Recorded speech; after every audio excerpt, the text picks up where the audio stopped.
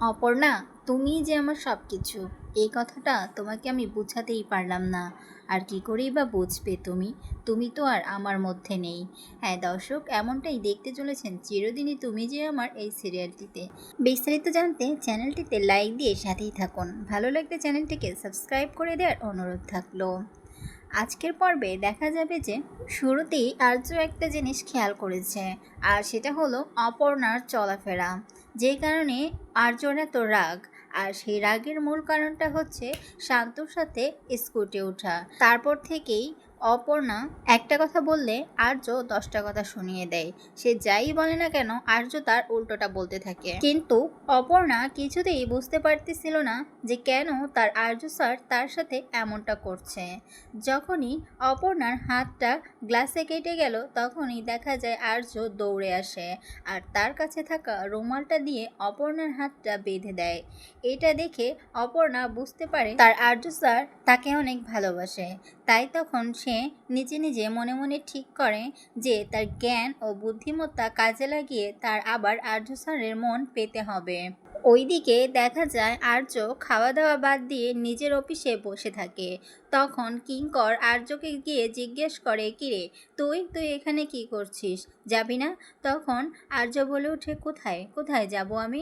তখন কিঙ্কর বলে, দেখ কয়টা বাজে, খাবার খাবি না?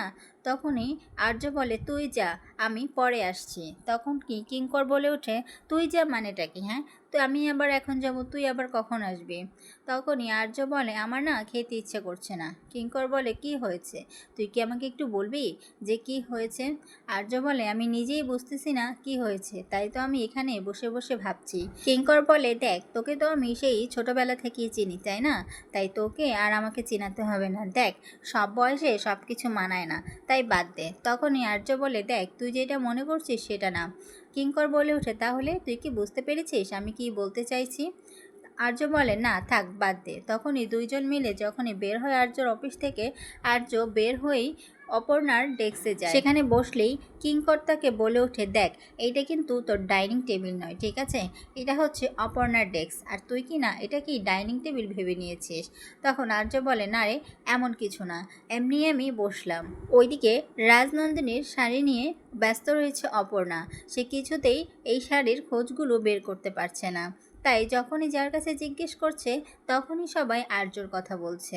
এরপরই দেখা যায় আর্য অপর্ণাকে নিয়ে মেলায় যাওয়ার ডিসিশন নেয়, কারণ আর্য যে অপর্ণার সাথে অনেক বেশি খারাপ ব্যবহার করেছে, তাই তাকে খুশি করার জন্য মেলাতে নিয়ে যায় আর্য। আর সেখানে গেলে দেখা যায় অপর্ণা একটা মেয়ের সাথে ধাক্কা খেতে নেয়। তখনই আর্য তাকে ধরে ফেলে বলে, একটু সাবধানে চলাফেরা করলেই তো হয়।